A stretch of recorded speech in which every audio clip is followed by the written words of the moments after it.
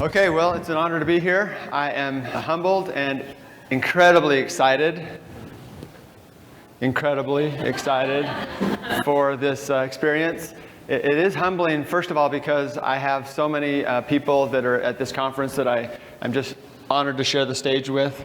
And I'm incredibly excited because I have several goals for you, and I hope we achieve those. But it's really not about my goals today. It's really about what your goals are. And so what I want to encourage you to do is, as we go through, some people may call it death by PowerPoint. I have so many slides to cover with you today, but what I want you to do is really not focus on grabbing all those, but I want you to trust your intuition. If thought of a patient come to mind, I want you to write that down, because maybe that's why you're here this weekend. I don't want you to worry so much about getting all the details, because you will get all these slides. You don't have them now. I apologize, because I didn't finish them until late last night. But there were so many things I wanted to get, and I just didn't have the time to get the deep work done that I wanted to. So at this point, since we're early in the presentation, I'll just share this thought from J.R.R. Tolkien. A day may come when the courage of men fails, but is not this day. All that is gold does not glitter. Not all those who wander are lost. The old that is strong does not wither. Deep roots are not reached by the frost. So I hope that I can help contribute to some of your roots in neurology today, and hope you can learn a few things. But more important, as I mentioned, I want you to be able to take whatever you learn, some of those intuitions, and I don't know, how many of you think you're a real visual type of a learner? Most of you, it seems like. How many of you are more of an audio learner? You just like to listen to things. I really like to listen to things to learn. But, visual, audio, how many of you think if you just do it yourself, then you really truly learn it, more of a kinesthetic learner? So it seems like we got mostly visual, and that's pretty common, because visual affects so many different brain regions. But we're going to be talking today about principles and applications of neurologic rehabilitation. So we've got a plan here, sort of a guide for what I want to do, but it's not going to go exactly linear. There's going to be some diffuse tangents and rabbit holes we go down, and then we'll come back to the PowerPoints to keep us on track. But the first hour we'll basically try to spend talking about core concepts of neuroscience. And then second hour we'll talk about rehab applications. And then the third hour we'll talk about clinical pearls, but I just want to warn you, it's going to be all weaved in and out. So don't be getting mad at me if we talk about clinical pearls in this first hour, and then we talk about more history in some of the second hour. So I just want you to think for just a second, why are you here? Because if you have clarity about what matters, it helps you understand and be clear on what doesn't matter. And so if you think about why you're here, just think of a reason. It'll pop into your head. Maybe it's one of these reasons. Maybe it's relationships. Maybe you have someone in your life that's suffering. Maybe you've been suffering. Maybe you've had an injury, or you have some degeneration, or you have some pain. But it could be you, it could be a family member, it could be a patient. Usually the relationships are really what gets us motivated in many cases. I love to seek knowledge. The fact that you guys are sitting here on I don't even know what day it is. Is it Friday? On a Friday morning is you're seeking for some knowledge and some information. And eventually, if you take that knowledge and you apply it, it can become wisdom. And as I mentioned, clarity about what matters helps teach us about what does not matter. I think it was Socrates who said, the only true wisdom is knowing that you know nothing. So I want to encourage you guys to, take a step back and think about what you don't know. Maybe make a note or two about what you commit that you know you need to learn, because we're going to talk about some deep stuff today. So when you're talking about rehabilitating a brain, it's complex. And when you talk about actually creating synaptic plasticity, you have several challenges in our life nowadays, and everyone has. I see about 10 of them on this front row. There's weapons of mass distraction sitting right around you all the time. And a big challenge to you learning and taking what you want from this learning experience or any other learning experience is avoiding distraction. If you constantly let yourself get distracted, you'll find that you always are losing momentum, and it takes twice as much energy to get back on task. So I want you to maybe just make a mental note. How often do you get distracted in a simple conversation like we're having today? One of my buddies in Oregon, he talks about anything he listens to, he always has to listen to it twice as fast, because like me talking this slow, I mean, your mind can just go in all different directions. So you have to, sometimes people like listening to video because you can just turn it up and get it fast and you get that information downloaded. But you have to really try to avoid too much daydreaming, but allow yourself to daydream and then come back. And just make a note of the things that you think of, because I think those are valuable. So the other challenge I have for you is to decide what one streak you want to create. So what one streak do you want to create so that you can create some change in your synaptic connections?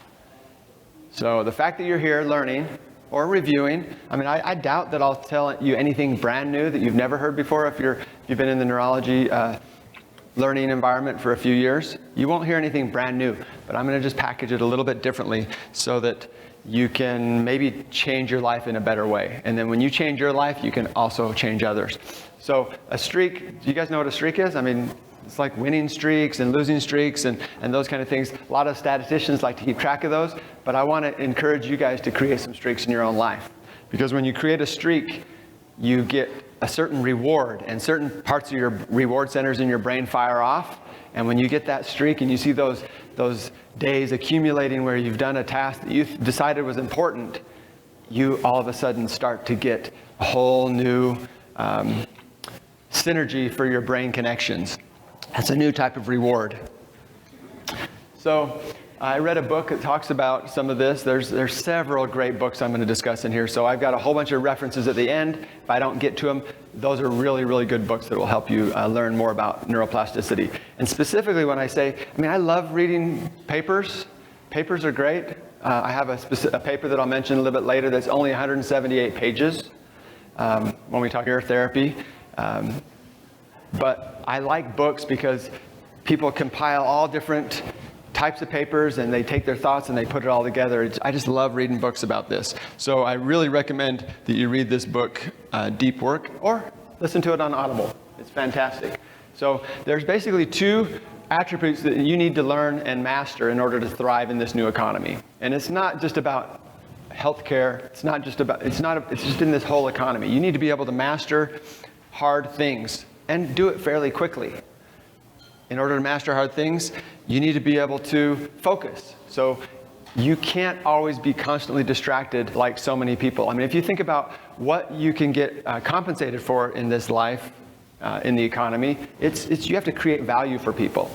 And I don't know how many of you get paid if you go on Facebook or get paid if you go on Instagram. There's a certain few people that generate millions of followers and views, and they monetize it, and it's amazing. But most of the time when you're on Facebook, unless you have a specific purpose to be there, not creating and exchanging value. So these two core abilities, to the ability to quickly master hard things and the ability to produce at an elite level, is really key to your ability to perform deep work. And deep work, as you read in the book, is basically focusing the lens of your mind on specific production of something that can create value. So it can be focusing for a 10-minute, 15-minute, 30-minute office visit with a patient and actually creating a change in their nervous system or guiding them in the next stage of their healing. Or it can be sitting down, speaking or writing a book or writing an article or creating an ad to put on Facebook like Dr. Huffman talked about yesterday. But in order to, you have to focus in order to create. That's what would you guys agree with me on that? Does anyone in here, first of all, has anyone ever written a book? One person? How many wants to write a book? Okay? Of those who want to write a book, how many have started it but just haven't followed through? Okay? I'm in that boat. I had a streak going of 30 days in a row. I got about 60 pages done. Then something happened and it became not as important. So Cal Newport talks about the law of productivity. And the law of productivity is high quality work produced is a function of the time spent and your intensity of focus. And your intensity of focus is basically called attention. That's your frontal lobe. If you can't get anything done, your frontal lobe is having a hard time being an executive and controlling the other things. Hearing the sounds off to the side, watching people move. Anything can, distract you as the movie Squirrel, you just move all over the place. So time spent is critical, but it's also the intensity of focus. Not like I spent, 12 hours putting this PowerPoint together, but how much focus did I have when I was there? Did I just looking for a photo and then I get off on some rabbit hole and then who knows what I'm doing? It happens. So, skills basically reduce down to brain circuits. So the microcircuit of the brain, the different 6 layers of the cortex, these things are all generating different functions at a different time. We have amplification and computation and coordination all happening at multiple different vertical levels and horizontal levels all at once. We won't go into that too much today, but to learn, as Cal Newport says, is an act of deep work. So right now, maybe you guys are not learning. Maybe you're thinking about something else, but maybe you're like, all right, I'm open. I'm keeping my mind open.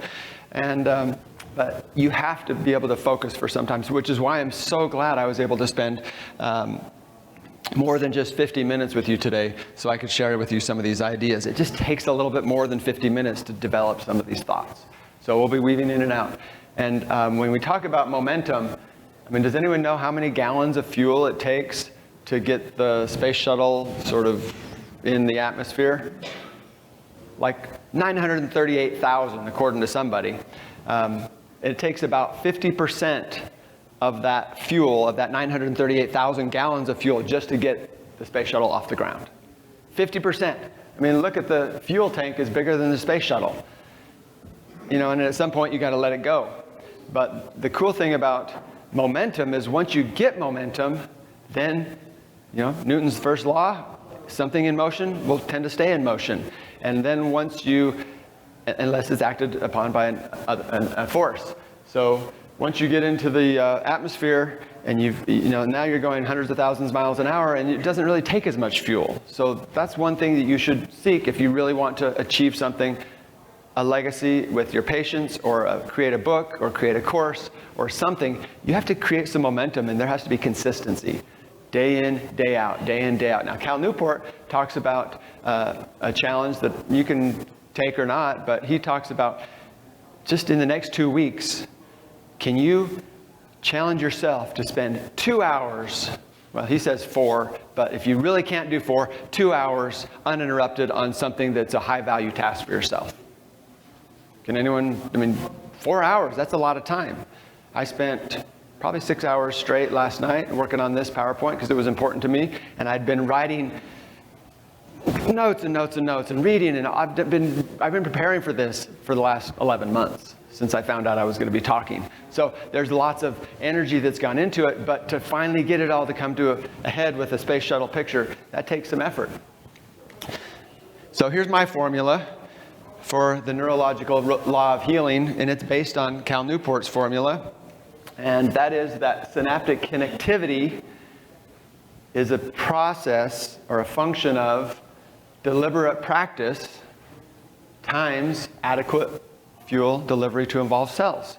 So if you want to have new connections grow in your brain and have more efficiency, you have to fire with adequate steady fuel delivery and have to practice several times over and over and over. Now, what is deliberate practice? In deliberate practice, it has a couple steps, and you have to have your attention focused.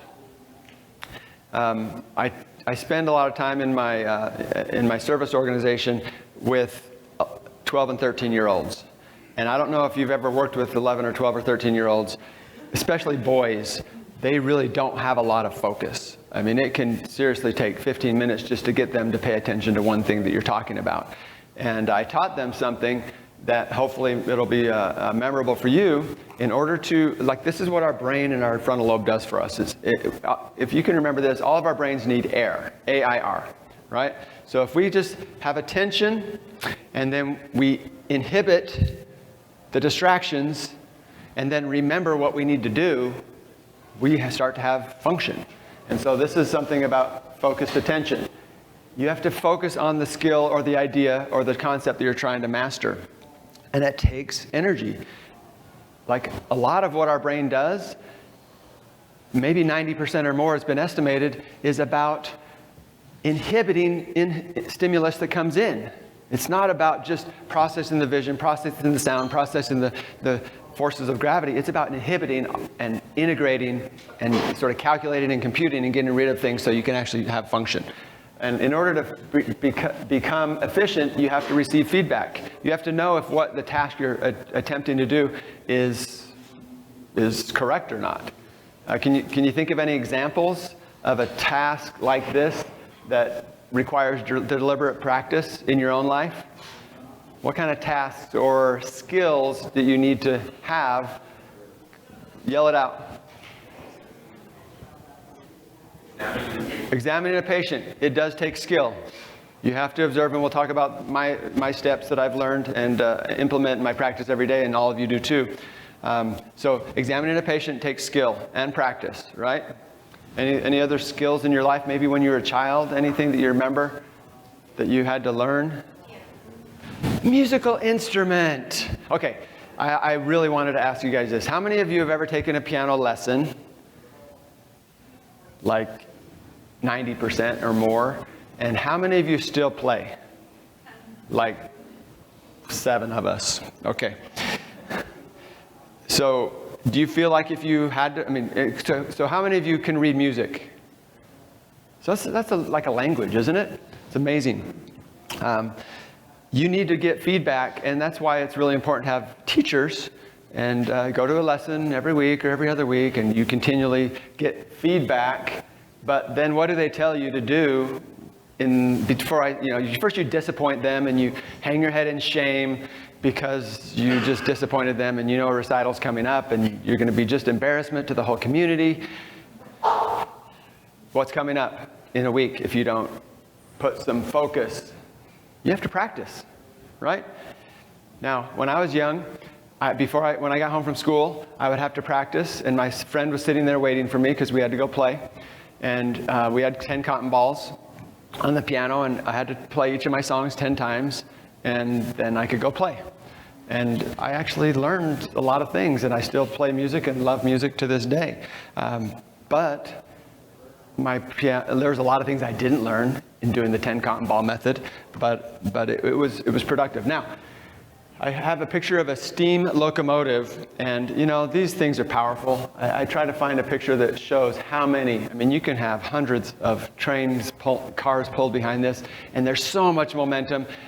You could have a brick 4-foot thick wall, really reinforced concrete, and that has so much momentum that will just blast through that wall if it's built on the railroad tracks.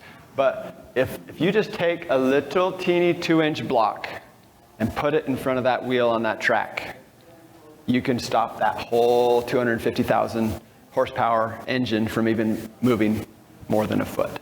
So there are certain things that inhibit your ability to produce, but you have to get momentum. And that's what I'm trying to encourage you to learn how to do today. So let's see if this works. This is a special little slide from Dr. Rosenthal. He shared it with me. It's amazing what he can do with PowerPoint. And it's amazing what I can do with Control-C and Control-V. So this is how the brain works. Basically, how you move, think, and feel is what your brain's all about. I can't put it any more simply. I can make it more complex, and we're about to do that. So why do people seek care in your office?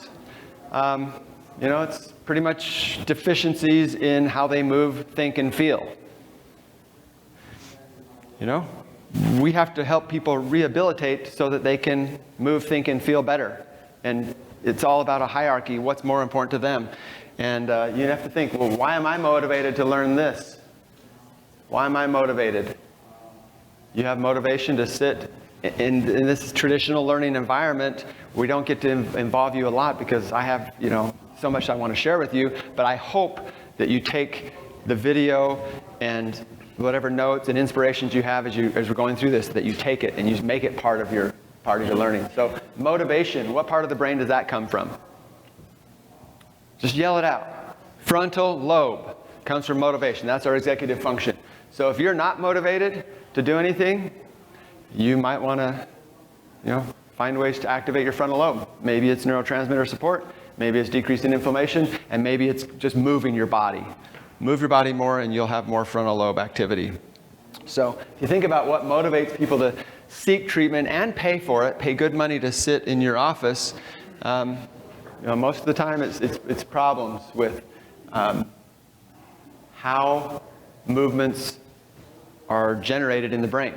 So there's lots of ways that deficiencies in movement, things you can have weakness, you can have discoordination, you can have localized weakness or generalized, and then it comes down to ADLs. What activities of daily living do you not do as well as you'd like to?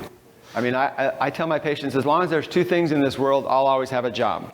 The first thing, if there's grandchildren, I will always have a job. Because when the grandkids go to the grandparents' house and it pushes those grandkids to their limit, whether it's bending over, sitting down, getting up and down. I mean, I have a 1-year-old granddaughter you'll see a picture of here in a minute, and she is the joy of my life, and I'll do anything for her.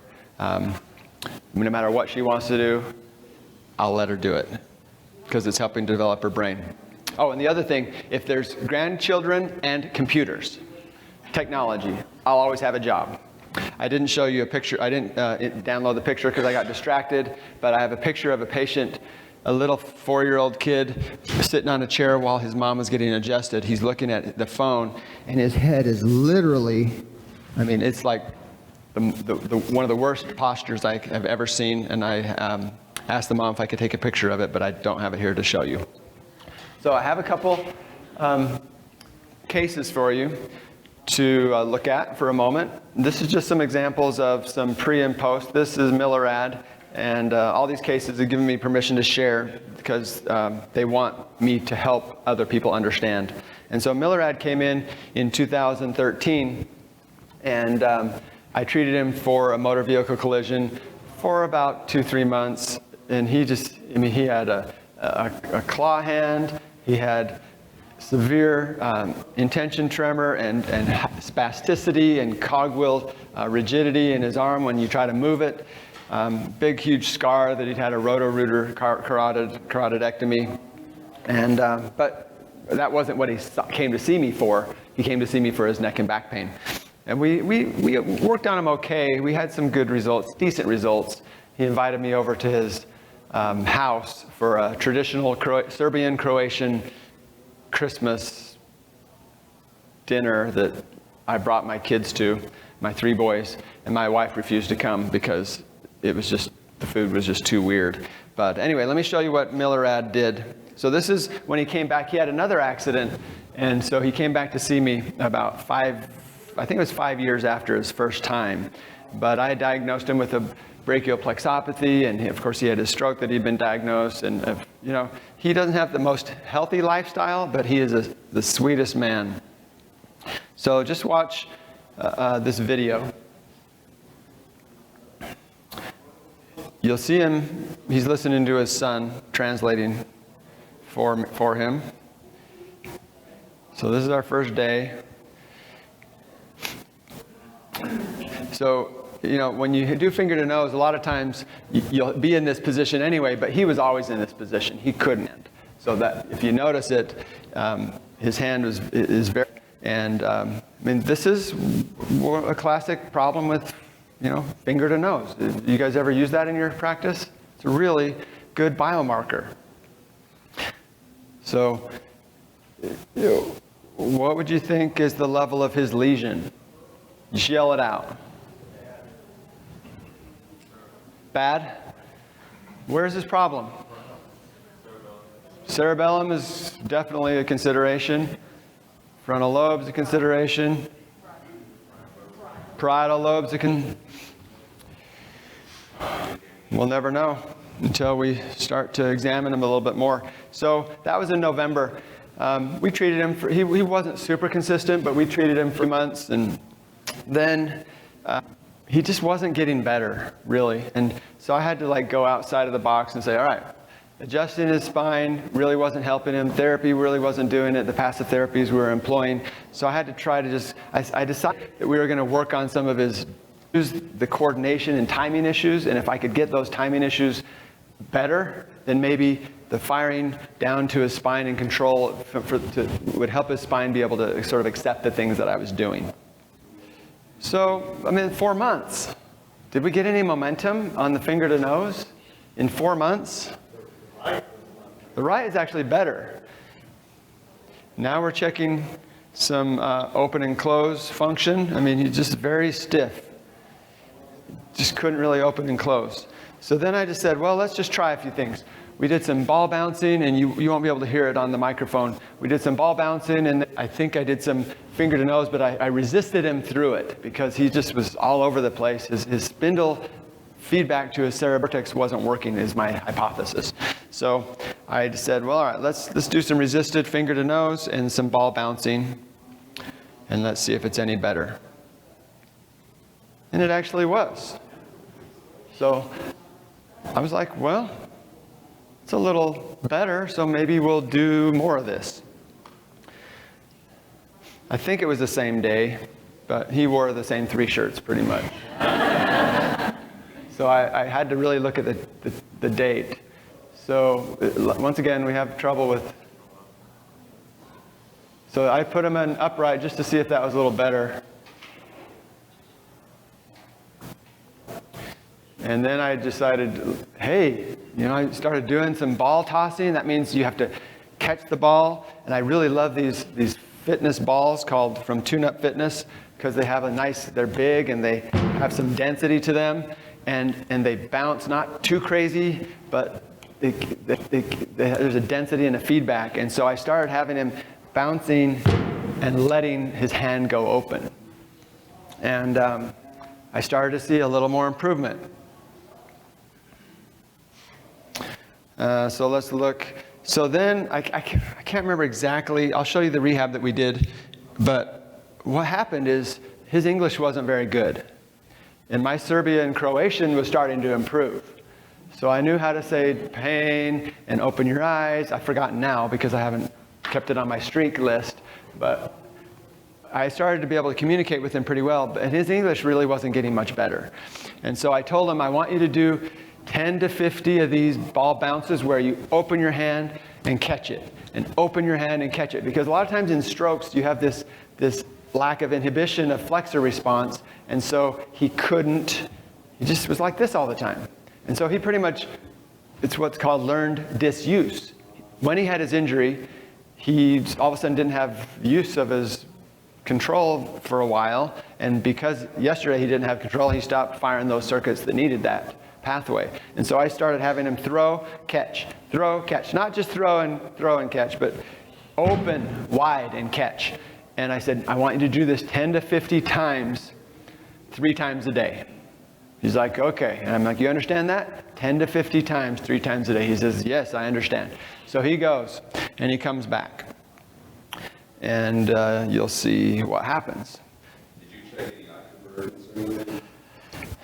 I did a lot of different exams. He had difficulty converging, didn't tolerate convergence very well, and it also made his neck hurt. So yes, he did have issues with eye convergence. He had issues with optokinetics. He had issues with pursuits. He had issues with gaze fixation. He had issues with breathing. His breathing was very shallow. Lots of issues in lots of ways. But I just tried to focus on one sort of thing and said, look, let's get this pathway connecting and see if that'll help the spine. Yeah, at the level of the red nucleus, you're doing the grasp versus the convergence, different pathways in the same area.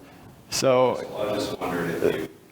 That's a great thought. It gets a little more complex to translate it and say, I want you to do these eye movements. It was just really hard for me. So, on a point too, because primary language is right hemisphere, and his left hand is his issue. And like you said, when you got better at Croatian, you start to see better. I started. Second language is left hemisphere. Exactly. So there's so many directions we went in several months, but this is just something that I got videos on that I thought was easy to see. All right, so watch again. Close your eyes, Milorad, and touch your finger to your nose. So we start to see less inefficiency happening. And this is on that day, it was better. Started to improve. And this is all in about a week or 10 days time. So here's what we were doing to help him. Just sort of, and I'm teaching him how to do it. And now I say, all right, do both sides. I want to integrate. And then I'm saying, do it just on the left, because I want to drive that right side a little more. And look what he just did. Can you believe it? He dropped that ball. So I yelled at him, said, stop it. You need to do better. No, I'm just kidding. I encouraged him because he did several. And the brain always works better when you're in an encouraging environment and you notice the improvements. And I'm not saying you always just tell everyone they're doing fantastic when they aren't. You say, all right, I know you can do better. Because it's not really about their success in their first attempt, but it's knowing that they can do hard things and just work at it. And as they work at it, their brain will improve. So then we did some ball tossing again, opening, and then you start to see, it's okay, right? But he's starting to be able to open his hand, which 15 years later, there's so many doctors that already told him that he really had no hope. And he didn't really come to see me for this, but because I thought this was one of the problems that would contribute to his spinal issues, I worked on it. So then he comes in. I might have messed up my dates here. I think I put the order wrong. So this is, my staff did an update on him, and he comes in and he shows, look at this. I can move my hand, open and close, and he's just so excited. So she tells me, and I come in, and I'm like, great, let's see what's going on.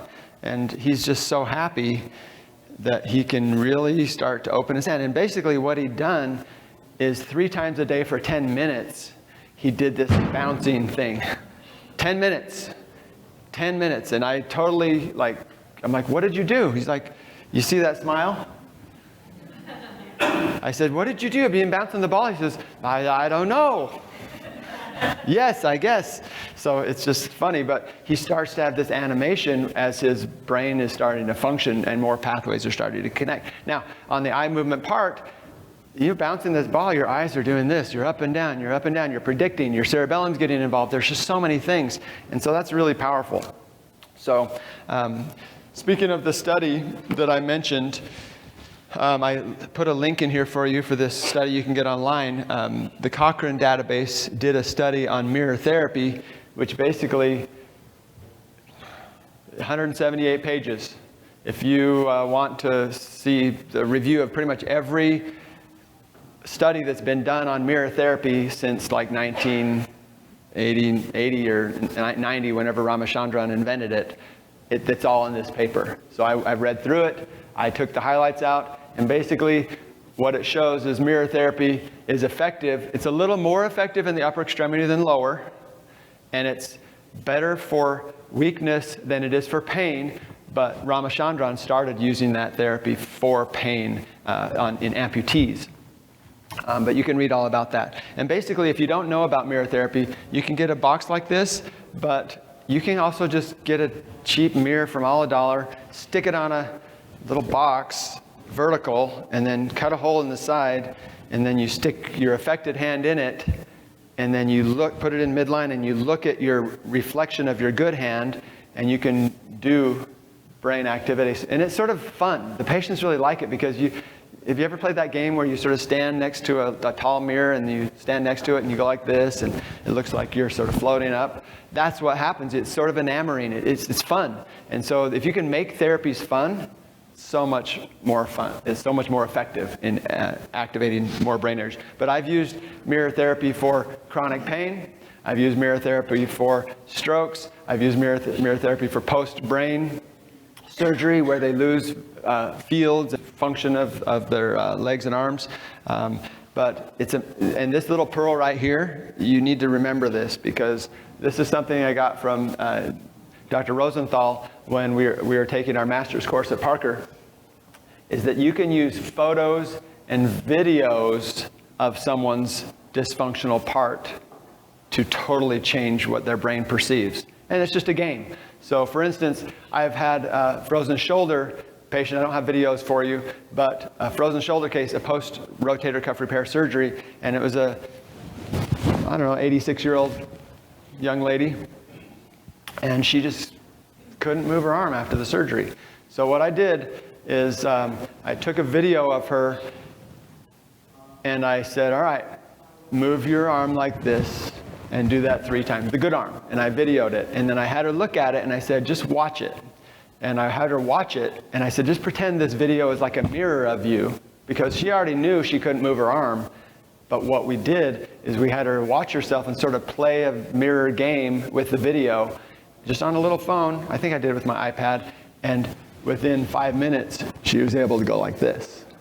And so that one little pearl right there is phenomenal. Another way you can use videos and phones is you take, this is like for the tough cases, like you're grasping at straws. You'll try anything. You just know that you can help this person. You just haven't been able to do it with your magic tool bag yet.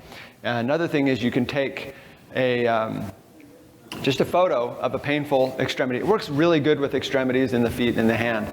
You just take a photo and sort of remove rings and stuff so that it looks the same. And you just take a photo of it, and then you just have them look at it. And if in 6 out of 10 pain range, just looking at a photo of their painful hand and sort of pretending it's a, sometimes will decrease their pain 50% in less than 10 seconds. So it's just, mirror therapy works. How it exactly works, we don't always know, but you can study those 178-page papers, and there's a whole bunch more if you want. I can send you lots more studies. Is that good stuff? Try it. I'd love to hear. I got my email on the first page. If you hear or try anything, then we will, I'd love to hear what happens. So we're back to moving, thinking, and feeling. So thinking is basically thoughts, right? Thoughts are the language of the brain. If people have dysfunction, they're going to not feel like they can think clearly. It's brain fog. It's trouble with finding words. It's forgetting things. Short term is usually more disruptive than long term because it's so far back. It's when you have a conversation today and then you go talk to your spouse or your child tomorrow, and then you forgot what you told them you would do today. That can get disturbing. But in children especially, learning issues can be really big. But guess what? How many of you guys think you're learning better now and your brain's functioning better now than it was 10 years ago? Raise your hand.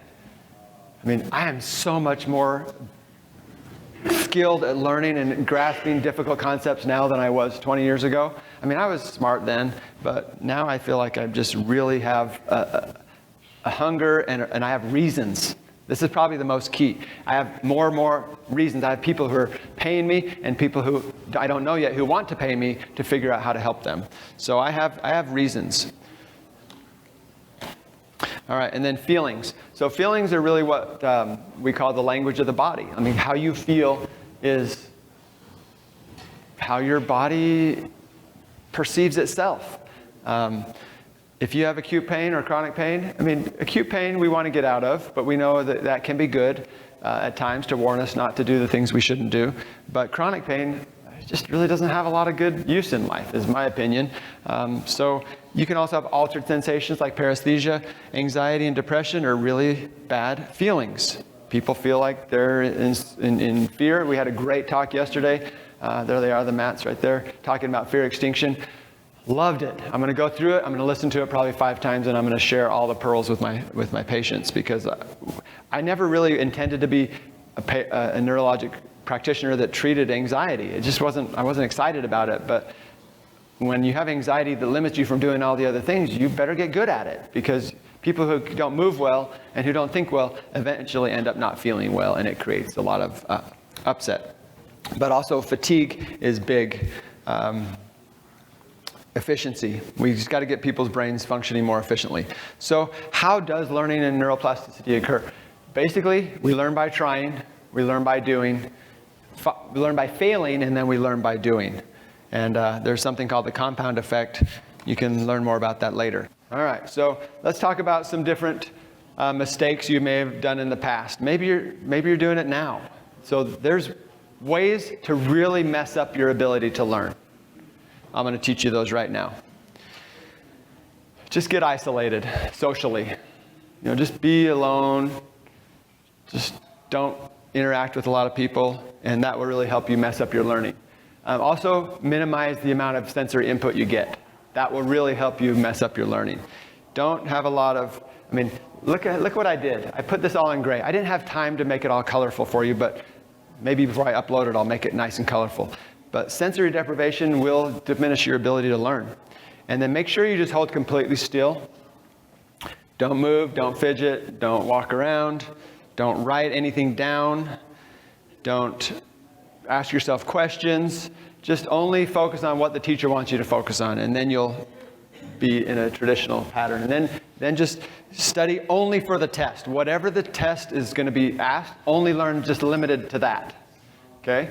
So if you can do that, and then don't learn it on a daily basis, just sort of push it off until the day before or even the morning before the test, that will be a really good way to procrastinate and cram, and then quickly forget everything you learned by not ever reviewing it. That's how we do it, right? Would you agree?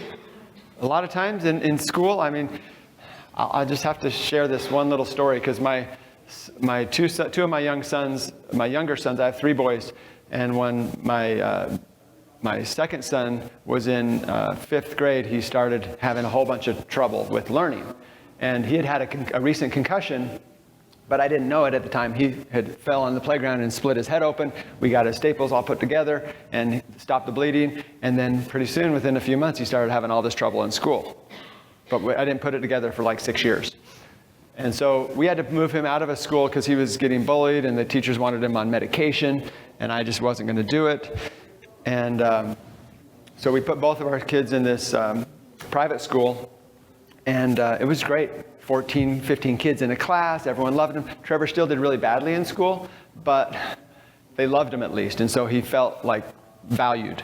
Well, my next younger son was just flourished in that environment. He was really smart. He was really sharp. He was at the top of his class. He was reading an hour or 2 a day, hundreds of books he was reading every year. And then he went back to public school in about 5th grade. So he was in private school for 5 years. And we thought, well, we'll get him integrated back into junior high here soon. And we're driving to my parents' house one afternoon. And my little 5-year-old Zach said, yeah, it's amazing how little they teach in public school. I was like, how do you even know that? You've never even been to public school. But it was just so funny. So I tease him about that. But there's a course that I think you should all consider doing, not just starting, but finishing. Start, take, and finish. It's a course. Have you ever heard of Coursera.com? It's an amazing platform for online learning. A lot of the universities have amazing free courses that you can learn, and you just go. This is probably one of the top 5 watched courses in the world, learning how to learn. And Barbara Oakley talks about a brain-based approach to learning, and it's 2 different types. And I'm trying to use them right now with you. Sometimes we're focused on specific items, and then sometimes we just get back and we just step back and look at what's going on. The diffuse and the focus. We really need both of those methods to learn. Here's an example of diffuse learning. You're trying to figure out a problem, figure out a case, and then you're like, I can't figure it out. And then you go take a shower, you go on a walk, and all of a sudden, your brain, little elf went and figured it out for you and then presented you with the answer. Raise your hand if you've ever had that happen. Yeah. So you guys all have, at some point, a diffuse learning method that your brain uses. What I found in people with brain injury is their little diffuse learning part. They might have a thought and they want to come back around to it, but they sort of never gets back around.